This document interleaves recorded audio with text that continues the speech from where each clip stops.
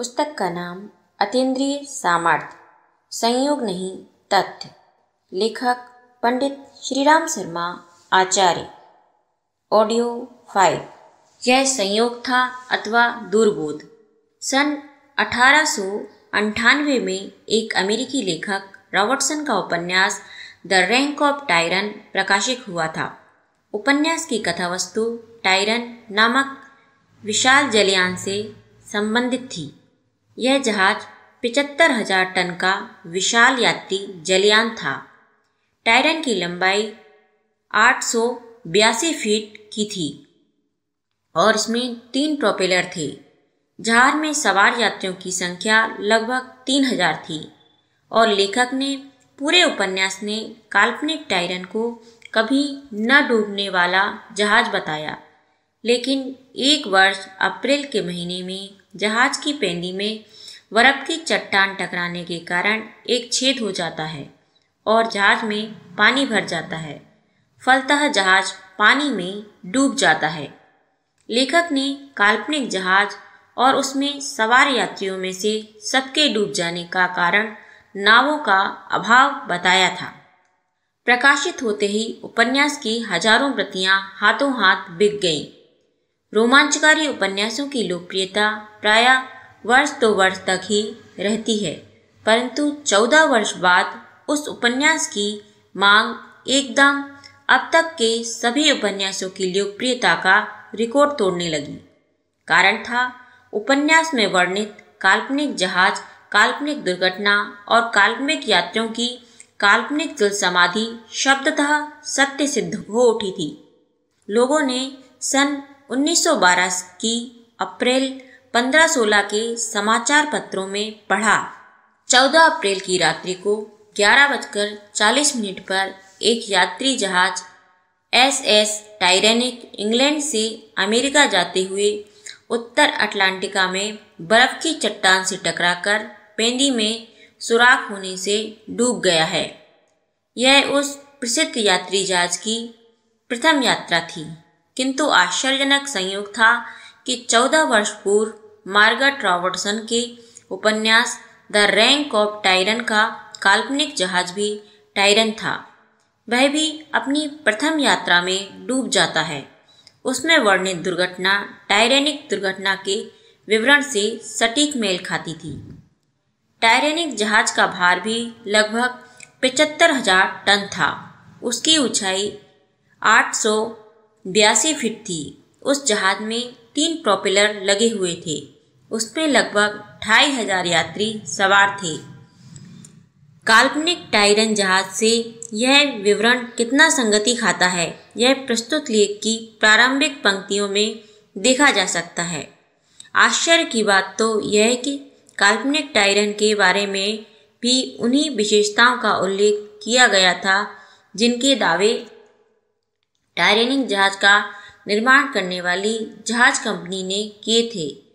उस जहाज कंपनी का दावा था कि यह जहाज कभी न डूबने वाला अद्वितीय जहाज था। 14 वर्ष पूर्व प्रकाशित उपन्यास में भी टायरन के बारे में उपन्यास के लेखक ने इसी प्रकार का कथानक विकसित किया। इसी तरह के और भी वर्णन उपन्यास में थे जिन्हें टायरेनिक दुर्घटना का पूर्वाभास कहा गया है। स्वाभाविक ही यह प्रश्न उठता है कि यह मात्र एक संयोग था अथवा लेखक मार्गरेट रॉबर्टसन ने किसी अंतः प्रेरणा या पूर्वाभास से प्रेरित होकर आने वाले कल का चित्र अपने उपन्यास में खींच दिया था। किसी युग में भले ही यह कहा जा सकता था कि इस प्रकार की घटनाएं मात्र संयोग के अतिरिक्त और कुछ नहीं है, परंतु अब वैज्ञानिक और डॉक्टर भी यह मानते हैं कि शरीर में इंद्रियों की चेतना का भी अस्थायी महत्व है।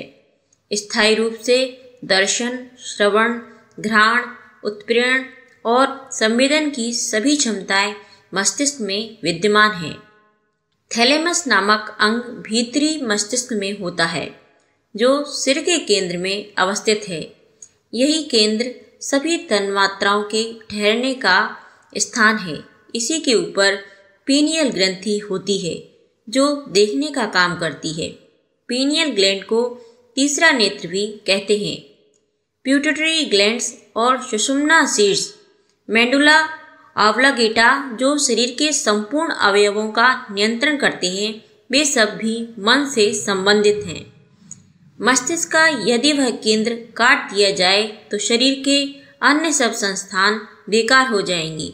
विज्ञान और शरीर रचना शास्त्र की इन आधुनिक जानकारियों का भंडार यद्यपि बहुत समृद्ध हो चुका है, किंतु योग और भारतीय तत्वदर्शन की तुलना में ये जानकारियां समुद्र में एक बूंद की तरह हैं।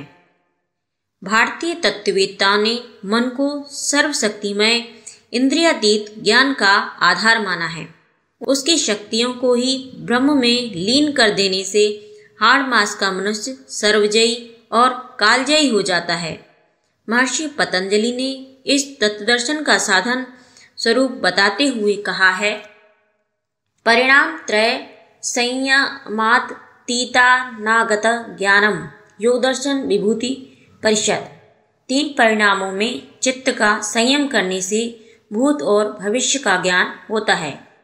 मनो ही जगताम क्रतु मनो ही पुरुषः स्मृतः, योग वशिष्ठ।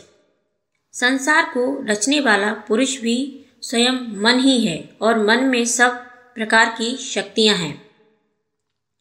उपयुक्त घटना के संबंध में उपन्यास और जहाज दुर्घटना की सभी बातें समान रूप से घटित होने के बारे में किसी निष्कर्ष पर पहुंचने से पहले कुछ और विवरणों को जान लेना उचित होगा। उपन्यास में वर्णित घटनाक्रम तो 14 वर्ष पूर्व का था, परंतु उसी समय जब टाइटैनिक जहाज का जलावतरण होने वाला था, कुछ और लोगों को भी इसी प्रकार का आभास हुआ। एक अंग्रेजी व्यापारी जे केनन मिडिलटन ने 23 मार्च 1912 को टाइटैनिक से यात्रा करने के लिए टिकट खरीदा, लेकिन यात्रा से 10 दिन पूर्व ही केनन ने एक स्वप्न देखा। स्वप्न में उसे एक बड़ा जहाज समुद्र में उल्टा तैरता दिखाई दिया। उसकी तली टूटी हुई दिखाई दे रही थी। बहुत से यात्री चीखते चिल्लाते पानी में हाथ पैर मार रहे थे। स्वप्न इतना भयावह था कि घबराकर केनन की आंख खुल गई। उसने सोचा ऐसी ही कोई स्वप्न होगा और वह उस रात को भूल गया। अगली रात जब वह फिर सोने लगा तो सोते ही फिर वही स्वप्न देखने लगा। इस बार उसने अपने आप को जहाज के ऊपर हवा में तैरते हुए देखा। 2 दिन तक लगातार यही स्वप्न देखने के कारण केनन इतना संदेहग्रस्त हो गया कि उसने अपनी यात्रा ही स्थगित कर दी।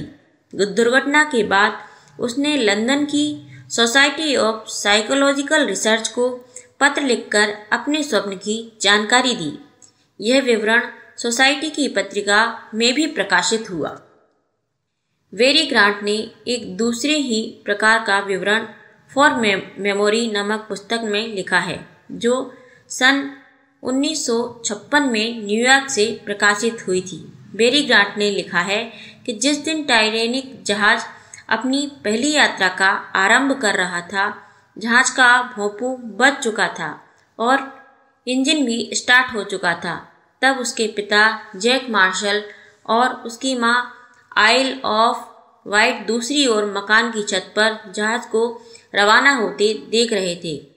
एकाएक न जाने क्या हुआ, श्रीमती मार्शल अपने पति की बांह पकड़कर जोर से चीखी, अरे रे, यह जहाज तो अमेरिका पहुंचने से पहले ही डूब जाएगा, कुछ करो, रोको उसे। जैक मार्शल ने अपनी पत्नी को सहलाया और कहा, चिंता मत करो, टाइटैनिक कभी भी डूब नहीं सकता। लेकिन श्रीमती मार्शल अपने पति को इस प्रकार कहते देखकर गुस्सा हो गईं और कहने लगी, तुम कैसी बातें कर रहे हो? मैं सैकड़ों लोगों को अपनी आंखों से पानी में डूबते हुए देख रही हूँ, क्या तुम उन्हें मरने दोगे? प्रसिद्ध लेखक थानीजन स्विफ्ट ने अपनी पुस्तक गुलिवर की यात्राओं में लिखा था कि मंगल ग्रह के चारों ओर 2 चंद्रमा परिक्रमा करते हैं, इनमें एक की चाल दूसरे से दुगनी है। उस समय यह बात निरी कल्पना के सिवाय कुछ नहीं लगती थी, क्योंकि तब इस बात का किसी को तनिक भी आभास नहीं था कि मंगल के इर्द गिर्द चंद्रमा भी हो सकता है। पीछे 150 वर्ष बाद सन 1977 में वाशिंगटन के नेवल ऑब्जर्वेटरी में एक शक्तिशाली दूरबीन के सहारे यह देख लिया गया कि वास्तव में मंगल ग्रह के 2 चंद्रमा हैं और एक की चाल दूसरे से दुगनी है। तो लोग आश्चर्यचकित रह गए कि उस साधारण जमाने में जब इस तरह की कल्पना कर सकना भी संभव नहीं था, तब किस प्रकार स्विफ्ट ने मंगल ग्रह की स्थिति बताई।